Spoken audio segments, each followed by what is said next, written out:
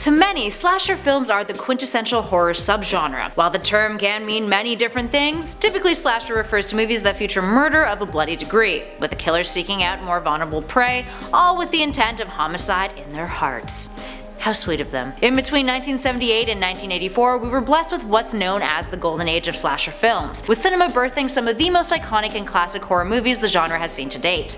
And many of those films, their multiple sequels, and newer slasher films have grown massive cult followings, with their fandoms continuing to grow to this day. So today we're counting down the top 5 scariest slashers. Most of these are ones that you're probably familiar with, and all of them have a reputation for being downright terrifying. Starting us off at number 5, Friday the 13th. 1980 gave us Friday the 13th, a film by Sean S. Cunningham that follows a serial killer as he kills a group of teenagers off one by one, as they attempt to reopen an abandoned summer camp. For the majority of the film though, the killer is unknown, and it's later revealed that it's the mother of a boy named Jason Voorhees, who drowned in the 50s at the camp previously. She blames the camp counselors who were supposed to be watching over him for his death, since instead of watching him, they were banging. By the end of the movie, one of the teenagers manages to fight off Mrs. Voorhees and decapitates her, but once she awakes in a hospital bed, she discovers that Jason's body was never actually found. Jason would later become the star of the franchise in the sequels after, only appearing in the original film as part of Memories. While it didn't get the rave reviews that some of its predecessors did, the film managed to score a serious cult following. And at number 4, Nightmare on Elm Street. Released in 1984, Nightmare on Elm Street tells the story of Freddy Krueger, a slasher villain who can only kill you once you've fallen asleep, killing you in your dreams. Freddy was a child murderer who was released on a technicality, so the parents of the neighborhood burned him alive as means of vigilante justice. Now he's come back for revenge, hunting down all the kids of the parents who murdered him. Many interpret Freddy's actions to be symbolic of the traumatic experiences one can have during adolescence, and the film was praised as director Wes Craven's return to form, with Freddy being hailed as one of the most chilling figures in the horror genre. And hey, he still is. And at number 3, Scream. Scream is one of the more recent films on our list, and by recent, I mean 1996.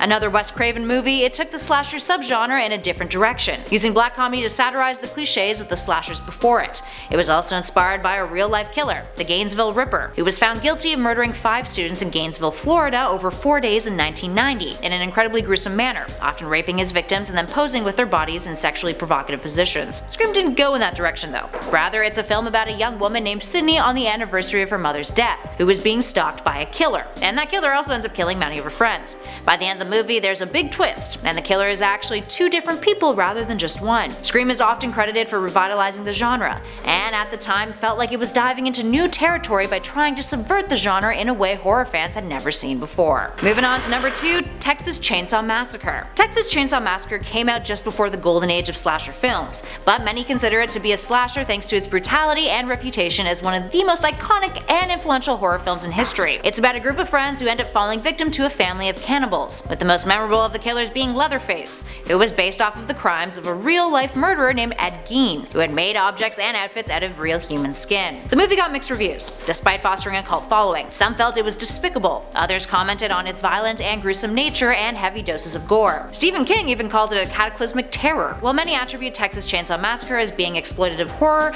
many of the elements in the controversial film help give shape to the foundation of slasher movies, from the use of power tools as murder weapons to the large hulking faceless killer. And finally, in at number 1, Halloween. Halloween was the slasher film to jumpstart the subgenre, and proved to Hollywood and the world how successful a slasher movie could be in terms of critics and the box office. It also created a template of sorts that many other horror films copied, a mysterious, seemingly invincible murderous villain who stalked teenagers and hunted them down. Directed by John Carpenter, it's the story of a serial killer, Michael Myers, who goes around on Halloween night and kills babysitters. Myers had killed his older sister Judith on Halloween night of 1963 with a kitchen knife in their home. Flash forward to 15 years later in 1978. Michael escapes from the sanitarium he was hospitalized at and stalks a high school student named Laurie Strode, who he later torments. After its release, critics would go on to call it a morbid thriller, a visceral experience, along with praising the cinematography, music, and the fact that the gratuitous violence and blood was not used as a crutch. Roger Ebert, who later was often critical of the slasher subgenre, would say of it, I quote,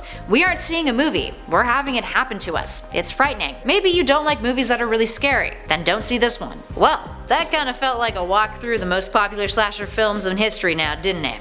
If you guys would like us to do a part 2 and touch on some more slasher films that are a little less mainstream, give us a shout about that in those comments below. And be sure to tell us which ones are your favorites too. If you dug this video, please spread the love by hitting that like button, and be sure to subscribe to Top 5 Scary videos for more creepy content. As always, thanks for watching everybody. Hope to catch you all in the next video.